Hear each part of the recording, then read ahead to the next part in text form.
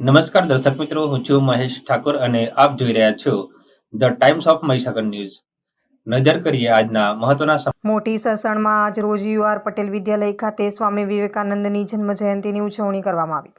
મોટી સરસણમાં આવેલ સ્વામી વિવેકાનંદ સેવા સમિતિ ટ્રસ્ટ મોટી સરસણ સંચાલિત તારીખ 12/1/2024 શુક્રવારના રોજ યુઆર પટેલ વિદ્યાલય ખાતે સ્વામી વિવેકાનંદની જન્મ જયંતિની ઉજવણી કરવામાં આવી હતી.